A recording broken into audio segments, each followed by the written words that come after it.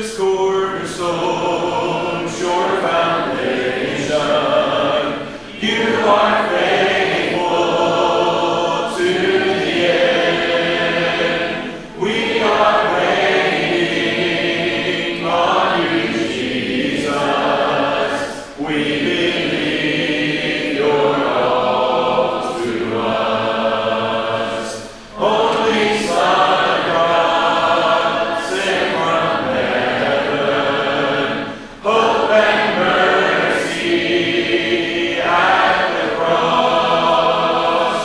You are everything, you're the promise. Jesus, you are all to us. Let the glory of your name be the passion of the church. Let the righteousness of God be the holy flame that burns. Let the saving love of Christ be the measure of our lives. We believe you're all to us.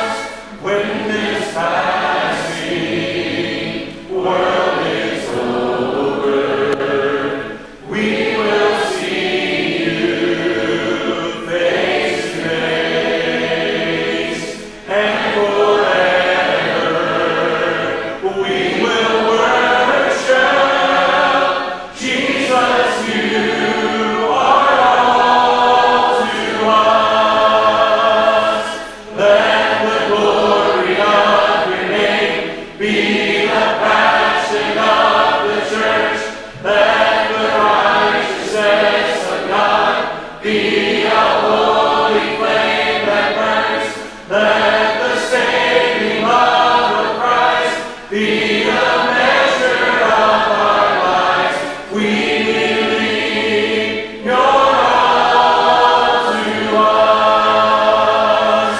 You're all to us. You're all to us.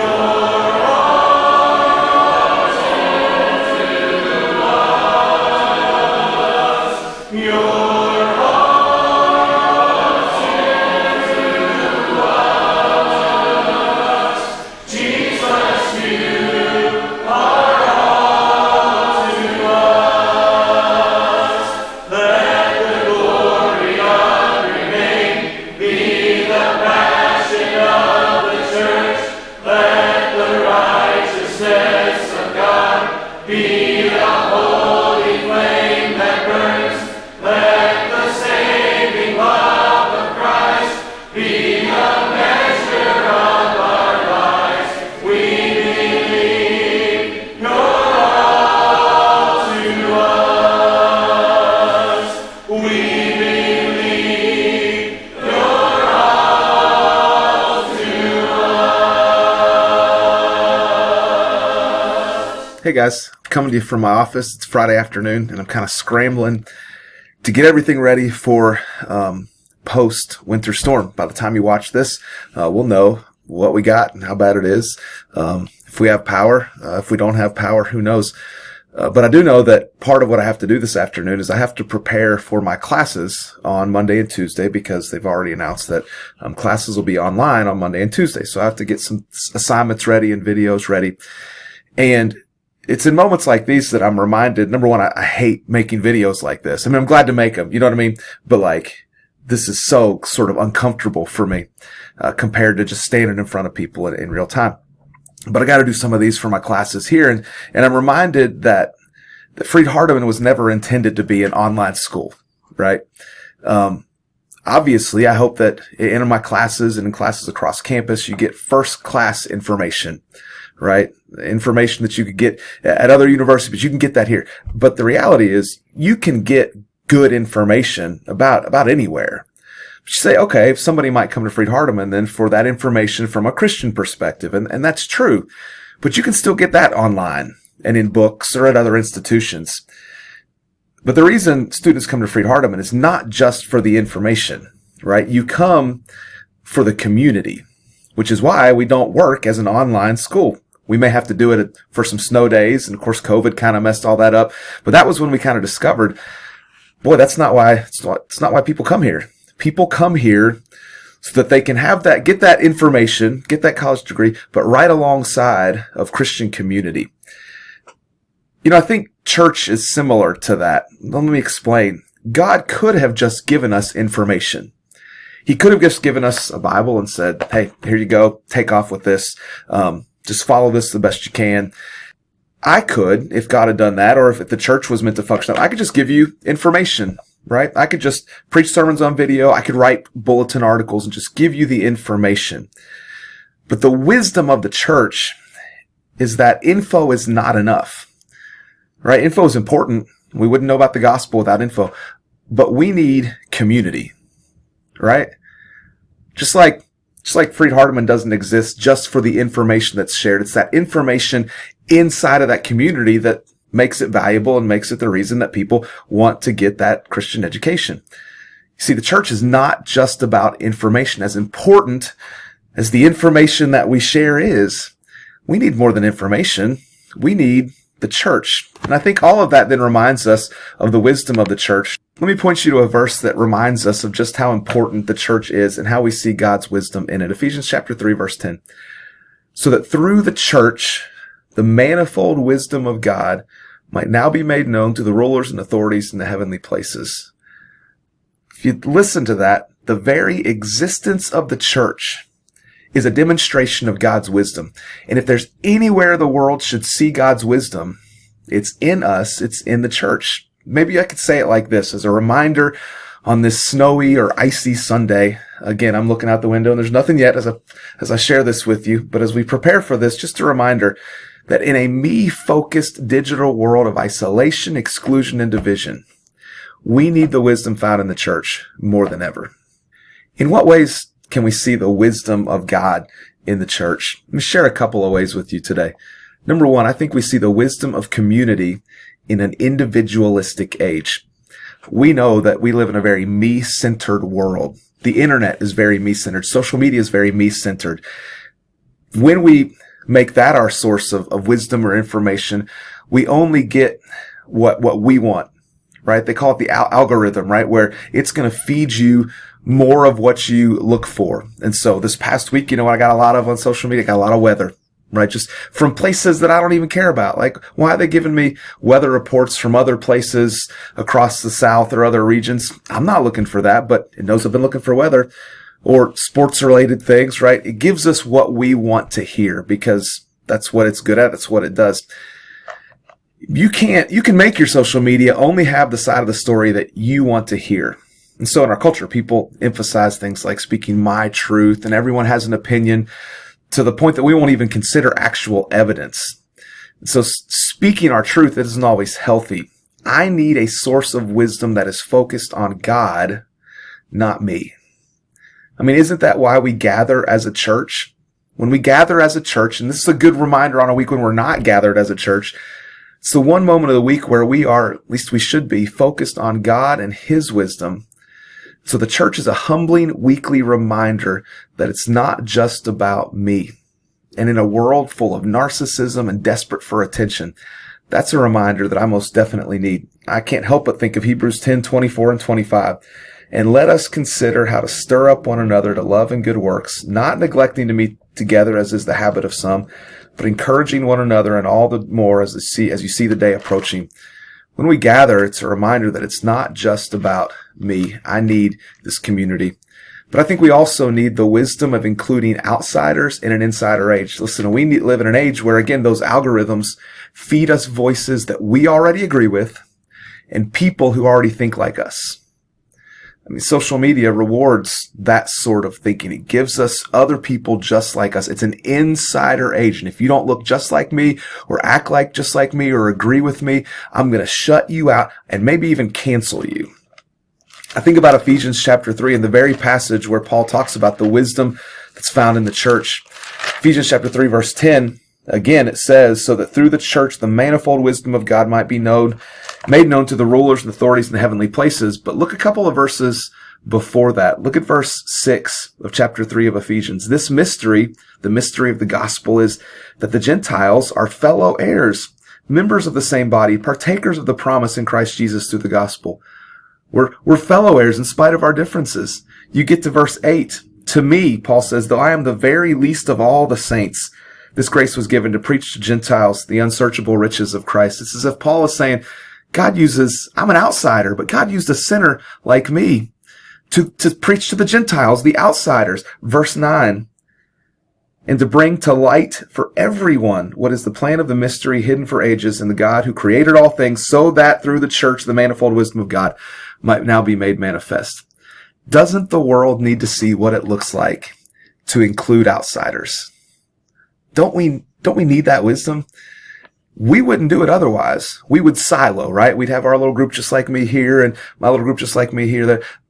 The wisdom of the church is that it forces us to include all sorts of different people. And so I would challenge you, what is one small step that you could take to include someone that you normally overlook? Could you invite somebody to coffee, sit with them at church, ask them about their story? Or could you pray for someone very different from you? Every act of inclusion is us declaring to the world God's wisdom. So if you're with other people this morning, here's a discussion question. I don't know. I thought maybe I'd include a couple discussion questions. So you could pause the video and ask this question and talk about this among yourselves. If you're by yourself, maybe just stop, pause the video, and think about it for a second. What are some of the walls that keep people feeling like outsiders in the church today? And how can we each play a part in tearing those walls down? I think we also see the wisdom of God in the church in the wisdom of unity in a divided age. Not only are we very exclusive, but we're also very divided, right? It's nonstop. It's all you hear about. Our culture is so divided. I don't have to give you examples. We just know it. Go read the comments section of anything online. We are a divided age. In the middle of all of that, just a few verses before Ephesians 3 verse 10 is what you find in Ephesians 2 verse 14. For he himself is our peace, who has made us both one and has broken down in his flesh the dividing wall of hostility by abolishing the law of commandments expressed in ordinances that he might create in himself one new man in place of the two, so making peace, and might reconcile us both to God in one body through the cross, thereby killing the hostility. In the context of Ephesians, he's talking about the division that existed between the Jews and the Gentiles. And here he says Jesus broke those barriers down. In a divided world, politically, racially, generationally, economically, God's wisdom is seen every time his church we become bridge builders instead of wall builders. Now, it's important to remind ourselves that unity is not uniformity. The wisdom of God here doesn't erase our differences. And so we are different, right? You look at the Stantonville Church of Christ, we come from different backgrounds and we have different abilities and different interests. So unity doesn't mean we all look the same or think exactly the same. It means we're committed to the same mission, right? And to the same Lord. But I think it's also important to remember that unity is spiritual before it's social. So our unity does not exist because we agree on politics or have the same preferences or same personalities. True unity begins because we are reconciled to the Father through Jesus Christ. Only when we are right with him can we be right with one another.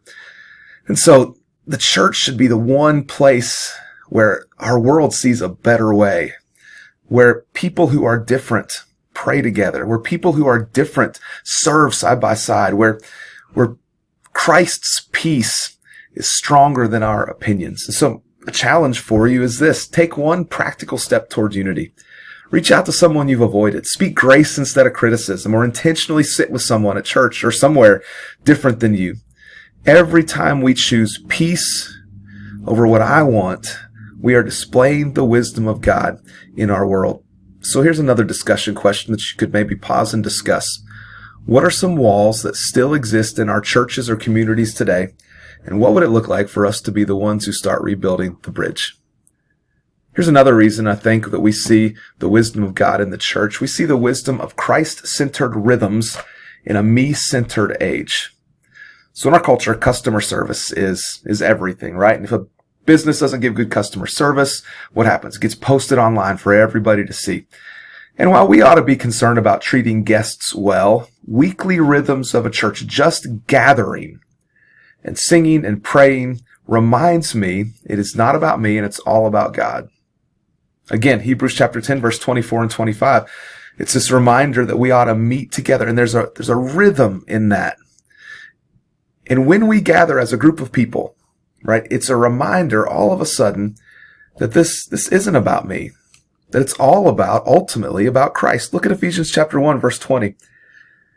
It says, God worked in his great might, verse 20, that he worked in Christ when he raised him from the dead and seated him at his right hand in the heavenly places, far above all rule and authority and power and dominion, and above every name that is named, not only in this age, but also in the one to come. And he put all things under his feet and gave him his head over all things to the church, which is his body, the fullness of him who fills all in all. The weekly rhythms of gathering as a body to worship Christ is a reminder this whole thing's not about me. It's about God, and it's about encouraging others. And then I think the church is a reminder of God's wisdom, in that it's the wisdom of limitations in a limitless age. Again, Ephesians 3 verse 10 talks about the wisdom of God. Think about how limitless our lives are. Think about a road trip. You could take a 2-hour road trip to Nashville, or a 2-hour road trip to Memphis. Or make it a little longer. Make it across the state to Knoxville or to the mountains. When you make a drive like that, can you even imagine or think about how many food options that you have? How many music options that you have on your phone? You've got podcasts, you've got audiobooks, and then think about all of the gas stations you pass between Stantonville, Tennessee, and, for example, Knoxville or the mountains. Limitless snack opportunities, right? I mean, Buc-ee's alone gives you everything you could possibly want. In 2026, our options for life are unlimited. That's a good thing, and that's kind of cool, right? You can go anything, you can do anything, you can go anywhere. But isn't it cool that in his wisdom, God invites us to put our roots down and commit to a local church and submit to local elders? Much of Ephesians is about the church at large, the global church. And I think verse 10 is about that as well. But think about the wisdom of a local church in a limitless age. When we commit to a local church family, we're committing to a particular family, a particular place, and a particular group of people in God's kingdom. All of these limitless choices, and yet God invites us to settle down with real people, not just an anonymous crowd of people online, but with real people. We can name the people that we commit to when we become a member of the church. Sometimes we talk about FOMO, fear of missing out. FOMO is saying, there's all these options, I don't want to miss out on any of them.